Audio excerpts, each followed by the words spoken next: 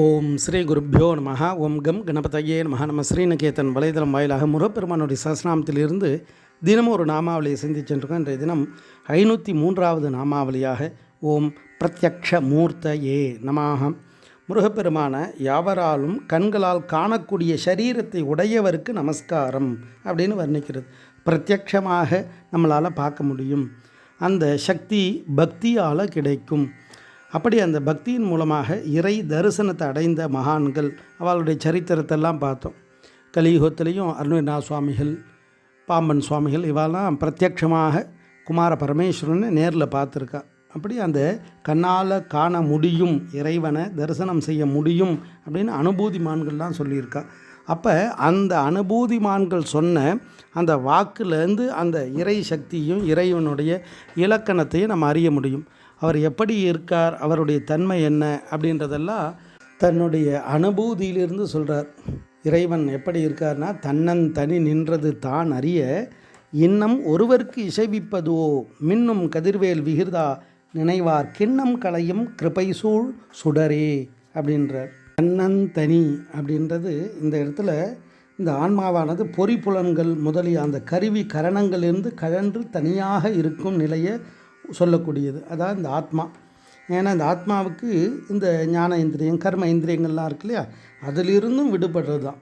அதான் செறியும் இரு வினைகரண மருவு புலன் ஒழிய உயர் திருவடியில் அணுக வரம் அருள்வாயேன்வர். அப்படி அந்த வினைகள் எல்லாம் கரணங்கள் எல்லாம் தாண்டிய நிலை. அப்படி அந்த தன்னந்தனி இருக்கக்கூடிய, அதாவது தத்துவங்களுக்கெல்லாம் கடந்த அந்த பக்குவப்பட்ட அந்த ஜீவாத்மாவுக்கு அந்த தத்துவாதீதராக காட்சி கொடுக்குறாராம். அப்பேற்பட்ட அந்த ஆனந்த காட்சியை அந்த நிலையில் இருக்குவாளுக்கு மட்டும்தான் சொல்ல முடியும், அதை அனுபவிக்க முடியும்.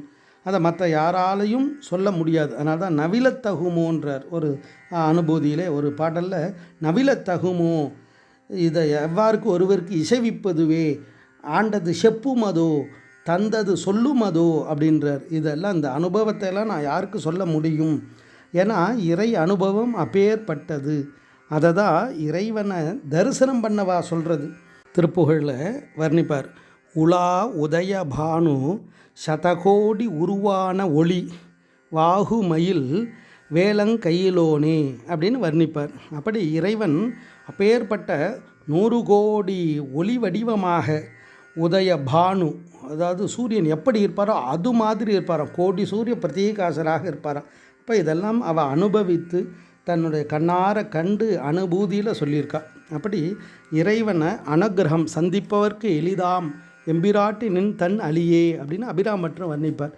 அப்படி அவளன்னா ஞானிகள்லாம் இறைவனை பிரத்யக்ஷமாக பார்த்துருக்கா. அப்படி பிரத்யக்ஷமாக பக்தர்களால் கண்களால் காணக்கூடிய சரீரத்தை உடையவர் அப்படின்றத தான் அந்த நாமாவளி தத்துவார்த்தமாக வர்ணிக்கிறது.